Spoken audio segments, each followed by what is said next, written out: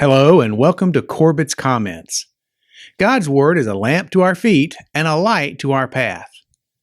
I'm Otis Corbett and I invite you to explore a portion of the Bible with me today.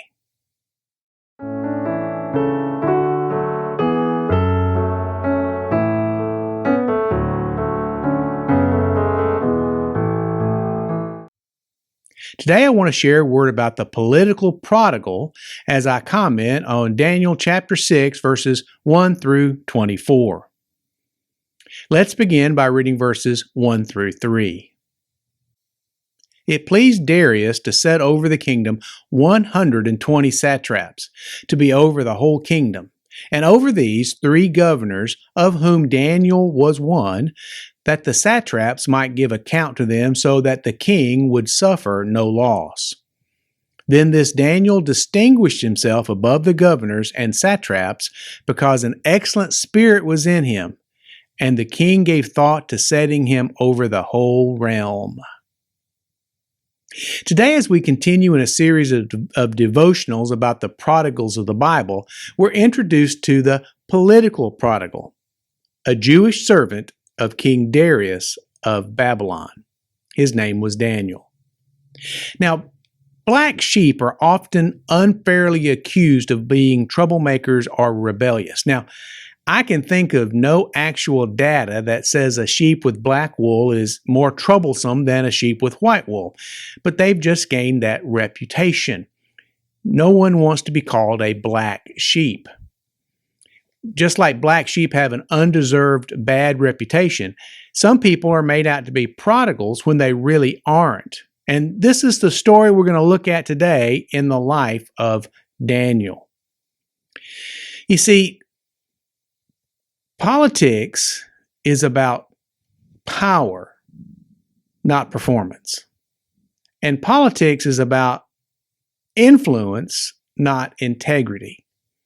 And we'll find that Daniel was very powerful, but he also was very integrous. And that set him up to be a target. And also, when a person has a vital, effectual religious faith, it's not uncommon to find such a person becoming a lightning rod of criticism and persecution by society. And this is exactly what happened to Daniel, our political prodigal. Now, in verses 1 through 3, we see that Daniel had excelled. In truth, God's people ought to excel. God is the very best there is, and we should try to honor that greatness by being as good as we can be also. One of the greatest recruiting slogans of the United States Army was to be all that you can be. And that's true about God's people. We should try to be all that we can be. God's people should not just try to meet the standard or squeak by or get by the skin of our teeth. We really should try to exceed the standard, not to earn our salvation, but to bring the greatest glory and honor to our Lord. Daniel is a prime example of this. Even though he was in exile, he'd become part of a pagan government just like Joseph had back when Joseph was in Egypt. He had showed that ability along with Shadrach, Meshach, and Abednego, and he was best by test. He was given the opportunity to actually compete in a test with the other workers of the king, and he and the 3 other Jewish boys were found to be folks who excelled. He was best by test, and he had become a chief advisor and friend to King Darius. Now, why did Daniel excel? Well, the simple answer is that he did it God's way. We need to remember that God's commands are not punitive, but they're actually designed for our blessing and to give us the very best and most abundant life possible on earth. In Matthew 11:33, Jesus told us that his yoke is easy and his burden is light. When we do things God's way, we find they turn out for the best. Now, sadly, as I commented above, society often looks on the successes of God's people with jealousy. And this is exactly what happened in the life of Daniel as we read verses 4 through 9. So the governors and satraps sought to find some charge against Daniel concerning the kingdom, but they could find no charge or fault because he was faithful, nor was there any error or fault in him. Then these men said, "We shall not find any charge against this Daniel unless we find it against him concerning the law of his God." So the governors and satraps thronged before the king and said to him, "King Darius, live forever.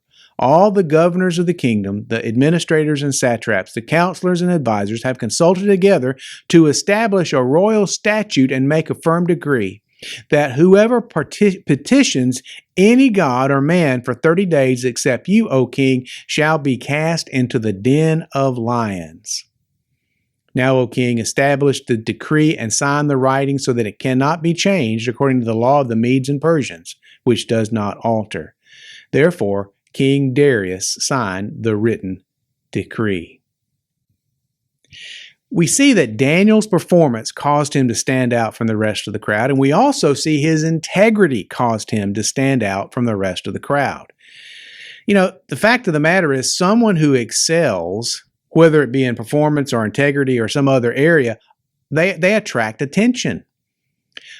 A highly performant person's name gets mentioned. A highly integrous person's name gets mentioned. Their opinion gets asked, and people listen to that opinion. The problem when you stand out amongst the rest of the crowd is that it can be a cause of jealousy from them. And as we see here, the governors and satraps wanted Daniel's power and influence, but they didn't want to equal his performance or his integrity. As one music instructor told me ruefully, "I've heard a lot of people say that they would do anything to play the guitar well. Sadly, they will do anything but practice." When people get jealous of others, they will search for anything possible to discredit them. If they can't attack them for their performance, then they attack them for their integrity. And if they can't attack them for their integrity, they must attack them with something else. And in this case, we see, like often happens, Daniel being attacked for his faith. We see that in the New Testament as Jesus dealt with the Pharisees. Those who are jealous will manipulate those who work with someone to undermine them and to trap them. And that's exactly what happened in the case of Daniel. Remember, these governors and satraps could not find fault with David's work, nor could they find fault with David's character. So what could they do? They attacked his faith.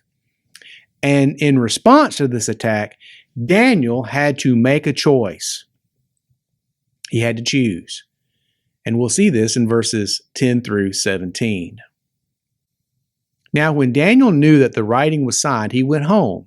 And in his upper room, with his windows open toward Jerusalem, he knelt down on his knees 3 times that day and prayed and gave thanks before his God, as was his custom since early days. Then these men assembled and found Daniel praying and making supplication before his God.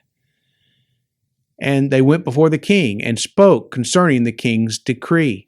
"Have you not signed a decree that every man who petitions any god or man within 30 days except you, O king, shall be cast into the den of lions?" The king answered and said, "The thing is true according to the law of the Medes and Persians, which does not alter." So they answered and said before the king, "That Daniel, who is one of the captives from Judah, does not show due regard for you, O king, or for the decree that you have signed, but makes his petitions 3 times a day." And the king, when he heard these words, was greatly displeased with himself, and set his heart on Daniel to deliver him, and he labored until the going down of the sun to deliver him. Then these men approached the king and said to the king, "Now, O king, it is the law of the Medes and Persians that no decree or statute which the king establishes may be changed." So the king gave the command, and they brought Daniel and cast him into the den of lions. But the king spoke, saying to Daniel, "Your God, whom you serve continually, he will deliver you." Then a stone was brought and laid on the mouth of the den, and the king sealed it with his own signet ring and with the signets of his lords, that the purpose concerning Daniel might not be changed. When Daniel was cast in the role of political prodigal, he had to choose. Would he follow God? Would he become a secret saint? Would he just wait out the king's decree? Or would he sell out and totally deny God? Well, the scriptures are plain. They tell us that Daniel chose God. He chose God over his reputation and over his employment. He chose God over his career and his personal safety. He was willing to suffer for his faith. Daniel didn't flee. He didn't try to convince the king to do something that the king could not do. He didn't try to wait out this silly law and not pray for 30 days. Instead, he did not turn his back on God, but went into the lion's den with full faith. It's always interesting to me how the plans of evil ones always turn out in the Bible to be the plans of God in disguise. They planned to either discredit Daniel or to eliminate him, but instead they just gave him an opportunity to excel in his faith. But even more than that, they gave Daniel's God an opportunity to excel, and of course, God always exceeds our expectations. We can read what happened next in verses 18 through 24. Now the king went to his palace and spent the night fasting, and no musicians were brought before him, and also his sleep went from him. Then the king arose very early on the morning and went in haste to the den of lions. And when he came to the den, he cried out with a lamenting voice to Daniel. The king spoke, saying to Daniel, "Daniel, servant of the living God, has your God, whom you serve continually, been able to deliver you from the lions?" Then Daniel said to the king, "O king, live forever. My God sent his angel and shut the lion's mouth, so that they have not hurt me, because I was found innocent before him. And also, O king, I have done no wrong before you." Now the king was exceedingly glad for him, and commanded that they should take Daniel up out of the den. So Daniel was taken up out of the den, and no injury whatever was found on him, because he believed in his God. And the king gave the command, and they brought those men who accused Daniel, and they cast them into the den of lions, them and their children and their wives, and the lions overpowered them and broke all their bones in pieces before they ever came to the bottom of the den. We've been talking about prodigals. And of course, we began with the story of the prodigal son in Luke 15. But that is only the third of three similar stories in that chapter. In Luke 15, Jesus started talking about a lost sheep, and then he went on to talk about a lost coin before talking about a lost son. The thing is, these stories really should not focus on what was lost, but the one who found them. The story of the lost sheep should really be considered the story of the faithful shepherd. The story of the lost coin should really be the story of the woman who searched for it. And the story of the lost son really should be reframed as the story of the loving father. And the same is true of the political prodigal that we see today. When God has an opportunity to reveal himself in our lives, he always does so in a positive way. Sometimes it's a still small voice, and sometimes it's preserving someone while they're in a lion's den. God is sovereign. Man proposes, but God disposes. God determines who the genuine prodigals are, and the genuine prodigals here were the ones that were eaten by the lions in this story. We need to fully absorb the dimensions of Daniel's faith. Darius spent a night in fear and trembling. He didn't have any entertainment. He was scared to death, and he couldn't even sleep. But the next morning, Daniel was cheery and replied to his call of, "Daniel, are you there?" with, "O king, live forever." Daniel knew his God and he trusted him. And the message for us today is that we need to do it God's way and God's timing. We need to be people of performance, not for salvation, but to honor God. We need to be people of integrity, not for our salvation, but to honor God.